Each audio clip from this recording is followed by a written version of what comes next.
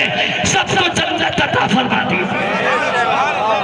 اگر اللہ جنت دے دے اس قربانی کے بدلے، اس نماز کے بدلے، تو کتنا بڑا انعام ہے۔ کروڑوں میں نہیں خرید پاؤ گے، کروڑوں میں۔ حضرات بات ادھوری نہ رہ جائے، یہ نبی پاک کے غلام کی آواز ہے، کپڑا مجھ سے مت خرید، پڑوسی سے جا کے خرید۔ یہ بولا یار سمجھ میں نہیں آیا کہ تو کہتے پڑوسی پہ کیوں بھیجتا ہے؟ آنسو آ جائیں گے اگر غیر بھی سن لیں۔ کہتا ہے یہ مسلمان، میں صبح سے بہت کپڑا بیچ چکا ہوں اور میرا پڑوسی صبح سے خالی بیٹھا، اور میرے نبی نے سکھایا ہے کہ پڑوسی کا ہمیشہ خیال رکھنا، حالانکہ وہ ہمارے مذہب کا نہیں ہے، لیکن مجھے گوارا نہیں ہے میں کھاتا رہوں اور میرا پڑوسی یہودی بھوکا رہے۔ آ گیا بندہ، مگر دکان سے وہ یہودی بھی دیکھ رہا تھا، بولا تمہیں اس نے کپڑا نہیں دیا؟ نہ۔ کیوں نہیں دیا؟ کہنے لگے یار جو بات کہی میں بھی اب تک سوچ رہا ہوں۔ کیا کہا اس نے؟ یہ کہا ہمارے نبی نے پڑوسی کا خیال رکھنے کو سکھایا ہے۔ تو یہودی دکاندار خوش ہو کے بولا کہ اب میں بھی تجھے کپڑا نہیں دوں گا۔ بولا یار تو میں کس آفت میں آ گیا، وہ بھی کپڑا نہیں دیتا، تو بھی کپڑا نہیں دیتا۔ پھر کہنے لگا یہودی دکاندار آ چل اسی کی دکان پہ کچھ اور خریدنے چل رہے۔ ماشاءاللہ بات کی آواز تھوڑی سی بڑی، اور دونوں آئے۔ دکاندار پہلے بولا یہودی اپنے نبی کا مجھے ہاتھ بڑھا کے کلمہ پڑھا دے، تو تھوڑی زور سے سبحان اللہ کی آواز بڑھا، کلمہ پڑھا دے۔ مطلب کہنے لگا مطلب اس خریدار سے جو تو نے بولا کہ نبی نے پڑوسی کے خیال کو بولا ہے، کہ کیسے مسلمان ہوا پھر تو جواب سنیے اور زور سے بولیے۔ کہتا ہے یہ یہودی دکاندار میں اس لیے مسلمان ہوا ہوں کہ جو محمد کے غلام دنیا میں پڑوسیوں کا اتنا خیال رکھتے ہو، وہ محمد قیامت میں غلاموں کا کتنا خیال رکھتے ہیں۔ آج آپ کے بھیجے میں آئی گروگرام کے اندر میدان میں آنے والوں، نبی نے ہمارے کیا سکھایا؟ ارے بولو سمجھ میں آئی کہ نہیں آئی؟ یہ عید کے بعد دنیا کو بتائیے گا ہمارے نبی نے ہمارے پڑوسیوں کا خیال رکھنے سکھایا ہے۔ اور ہم تو یہ تعلیم دیتے ہیں اگر پڑوسی ستا بھی دے تب بھی اسے معاف کر دو، چونکہ ہم کربلا والوں سے سبق صبر کا سیکھ کے آئے۔ بھائی صاحب اگر ہم مارتے تو کربلا میں امام حسین نہیں مرتے، ایک چٹکی میں لشکر یزید کو اڑا دیتے۔ ارے بولو نا یار، کیا نبی نے طاقت نہیں دی تھی؟ کیا کہتے ہیں مولانا گواہ نہیں ہوں گے؟ وَأَمَّا الْحُسَيْنُ فَلَهُ جُرْأَتِي وَجُودِي، حسین کو میں نے اپنی ہمت دے دی، اگر ہمت استعمال کر لیتے تو قسم خدا کی سب کو اڑا دیتے۔ مگر اگر آپ پوچھو تو گروگرام والوں، میدان میں آنے والوں، میدان کی آواز زبان کے لیے کان کی نہیں بلکہ زبان کی، میدان کی آواز پوری بلند ہو جائے، میری طرف نظر ہو جائے اور ہماری طرف دل لگا کے آپ کی نظر الحمدللہ ثم الحمدللہ۔ چند منٹ باقی ہیں کہ ہمارے مولانا کو نماز عید کا طریقہ ہی بتانا ہے، اور میں انشاءاللہ 3 ہی منٹ میں بتا دوں گا، آپ کو دھوکہ بھی نہیں ہوگا انشاءاللہ۔ ذرا 1 منٹ میری طرف دیکھیں، رضی المدینے کی 2 باتیں صرف ادھوری رہ گئی ہیں اور اسی میں انشاءاللہ پورا ہونا ہے۔ یہ مسلمان آپ کی راہ اس کا دیکھ چکے ہیں، لیکن آپ ہمارے ان بزرگوں کے مزاروں پہ مجھے سب گواہی دیں گے، ایمانداری سے بتائیے، بولو ہم ہی جاتے ہیں یا ہمارے برادران وطن بھی جاتے ہیں؟ ہمارے ہندو بھائی بھی جاتے ہیں، غریب نواز کے مزار پہ وہ بھی جاتے ہیں۔ ارے بولو یار ہم بھی جاتے ہیں، اور بلکہ جناب پنڈت جواہر لال نہرو تو جا کے کہتے ہیں وہاں یہ کہہ کے آئے کہ میں یہاں پہ وزیر اعظم بن کے نہیں آیا ہوں، میں خواجہ کے دربار کا بھکاری بن کے آیا ہوں۔ یہ بھائی صاحب انڈیا میں الحمدللہ حکومت کو مانتے ہیں، لیکن بعد میں حکومت ہمارے غریب نواز کی ہے، اور یہاں تو خواجگان دلی موجود ہے الحمدللہ۔ جب تک ان سے پنگا نہیں لوگے خیریت سے رہو گے۔ آپ سے بول رہا ہوں اور ہمارے ان بھائیوں سے جو ہمارے ہندو بھائی ہیں، میں نے تو وہ بھائی بھی دیکھے ایم پی میں کہ جس نے غریب نواز کا پورا جلسہ کرایا۔ میں نے کہا یار بھائی صاحب سریش بھائی پیٹرول پمپ والے ہیں، میں نے کہا یار 50,000 روپے جلسے پہ لگوایا غریب نواز کی چھٹی پہ. تو کہنے لگے مولانا، کہنے لگے تمہارے دھرم کی قسم جتنا مجھے غریب نواز نے دیا ہے. کہ تمہیں کیا دے دیا؟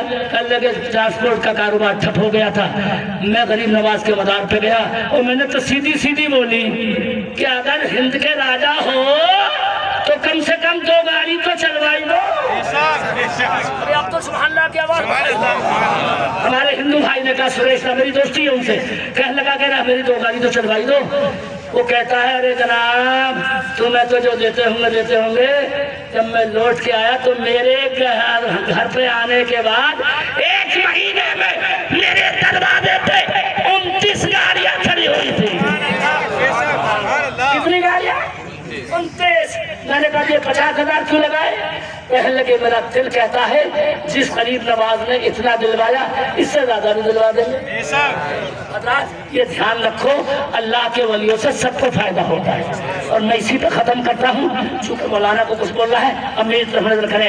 میں نے کہا تھا میں بھولتا کم ہوں الحمدللہ، لیکن حدیث پاک میں جو بولا گیا الحمدللہ ثم الحمدللہ کافی بات ماشاء اللہ آ گئی اور دور دور تک ماشاء اللہ. تو کچھ اپنے فجر کی نماز بھی پڑھ رہے ہیں جو قضا ہو گئی ان کی، خیر چلیے وہ پڑھ رہے ہیں. اور اب چونکہ نماز عید کا بالکل ٹائم ٹو ٹائم انشاءاللہ نماز عید ادا ہوگی. اللہ ہماری نماز عید کو قبول فرما لے. تھوڑا آمین زور سے بول کے دکھائیں.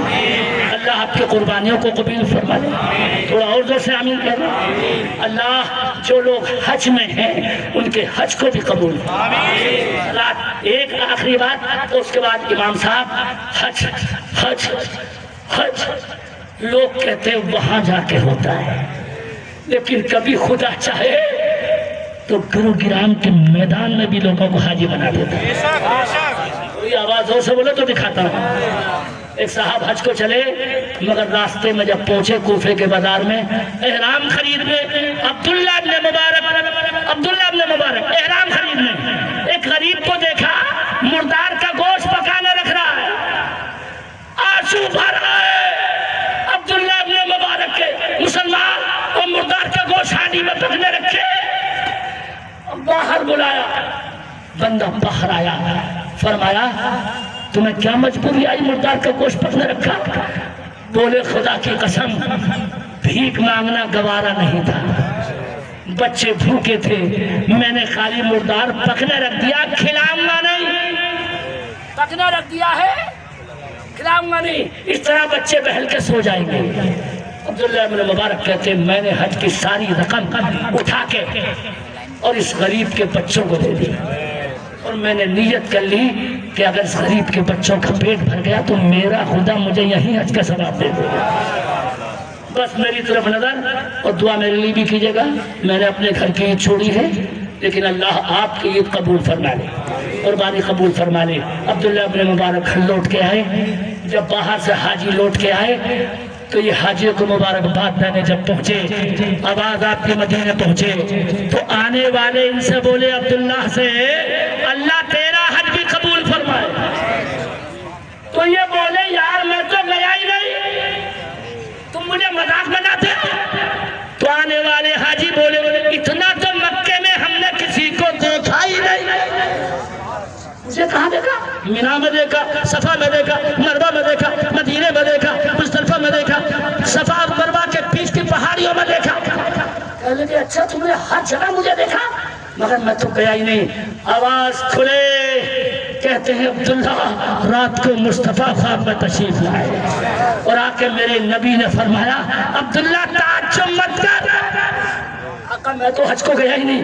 لوگ کہہ رہے تو حج کو گیا، مبارکباد دے رہے. فرمایا جو کام تو نے غریبوں کی مدد کا کیا تھا اللہ کو وہ اتنا پسند آیا کہ اللہ نے تیری شکل کا ایک فرشتہ ہی پیدا فرمایا. ارے یا رسول اللہ تو کیا اس نے اس سال میری طرف سے حج کیا ہے؟ میرے نبی نے خوشخبری بھی ایسی تھی کہ میرے لیے بھی دعا کر دیجیے گا. کیا قسم خدا کی جو کروڑوں میں نہ مل سکے. مصطفیٰ بولے جو کام تو نے کیا اللہ کو اتنا پسند آیا ہے کہ جو فرشتہ اللہ نے تیری شکل کا بنایا ہے وہ 1 سال نہیں، 2 سال نہیں، 4 سال نہیں، 5 سال نہیں، بلکہ قیامت تک تیری طرف سے حج ادا کرتا رہے گا اور قیامت تک تجھے حج کا ثواب ملے گا۔ اگر اللہ چاہے تو بغیر پہنچے بھی حج کا ثواب دے سکتا ہے۔ اور کل کا حج تو جمعے کا حج تھا، حالانکہ وہاں پہ پہلے حج کرایا گیا، لیکن جو جمعے کا حج کرتا نبی نے فرمایا اسے 70 حج کا ثواب ملتا ہے۔ اللہ کرے ہمیں بھی 70 عید کا ثواب مل جائے۔ اللہ کے خزانے میں نہ کل کمی تھی نہ آج ختم، 5 منٹ بھی نہیں 2 منٹ میں رکا تھا تاکہ یہ نہ رہے حضرت بھول گئے۔ بابا فرید نے فرمایا اگر انتظام چاہتے تو مٹی اٹھا لاؤ۔ یہ میدان دیکھ رہے ہو، حافظ جی گئے کھیت میں، مٹی اتنی بھر لی کہ اٹھائی نہیں گئی، پھر کم کری، پھر اٹھا کے لائے تھوڑی کم کر کے۔ بابا فرید نے پڑھی بسم اللہ قل هو اللہ، پوری پڑھنے کا ٹائم نہیں، اور جب مٹی پر دم کیا خدا کی قسم ساری مٹی سونا بن گئی، سونے کی طرح سبحان اللہ ساری مٹی۔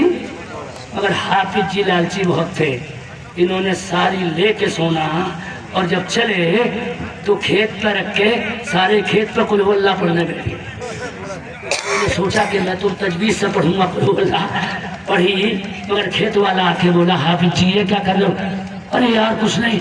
یہ کیا کہنے لگے سونا کس نے بنا کے؟ بابا فرید نے بنایا ہے۔ کہ تم کیا کر رہے ہو؟ کہ میں نے پڑھتے ہوئے دیکھ لیا، تو میں نے سوچا میں بھی سونا بنا دوں۔ پھر 20 مرتبہ قل هو اللہ پڑھ لی، مگر کوئی ڈھیلا رنگ نہیں بدلا۔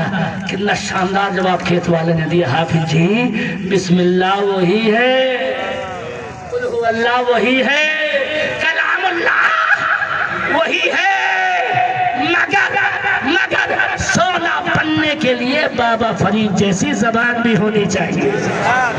اس لیے گزارش، جنتی بننے کے لیے نماز بھی ہونی چاہیے، عمل بھی ہونا چاہیے۔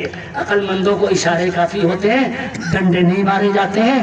دھیان رکھنا، یہ میں نے موڈ میں آ کر تقریر کی الحمدللہ، اور ایسا لگا جیسے ہم بریلی میں بول رہے ہیں۔ آپ کو سننے کی وجہ سے، میری محنت کی وجہ سے نہیں۔ اللہ قرآن میں فرماتا ہے اللہ کے پاس تمہارا خون نہیں پہنچتا، اللہ کے پاس تمہارا گوشت اور پوست نہیں پہنچتا، اللہ کے پاس تمہاری ہڈیاں نہیں پہنچتی، اللہ کے پاس تمہاری نیت پہنچتی ہے۔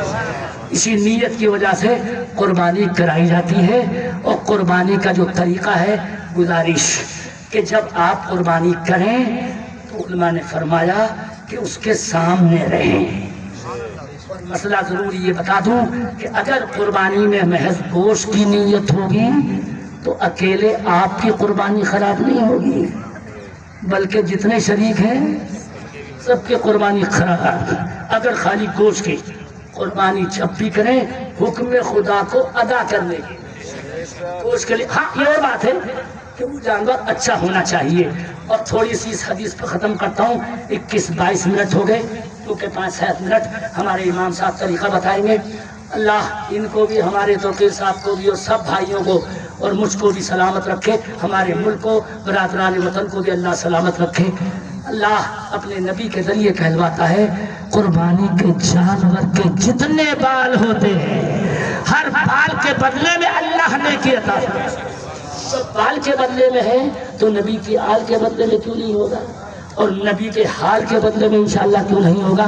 اللہ خطاؤں کو معاف فرما دے، میرے کہنے میں خطائیں ہوں گئی تو معاف فرما کے میں بھی استغفار کروں، آپ بھی استغفار کریں۔ تھوڑا بلند آواز سے پڑھیں، زور سے پڑھیں، استغفر اللہ ربی من کل ذنب واتوب الیہ۔ تھوڑا بلند آواز سے پڑھ لیں، لا الہ الا اللہ محمد رسول اللہ۔ وآخر دعوانا الحمدللہ رب العالمین۔ السلام علیکم ورحمۃ اللہ وبرکاتہ۔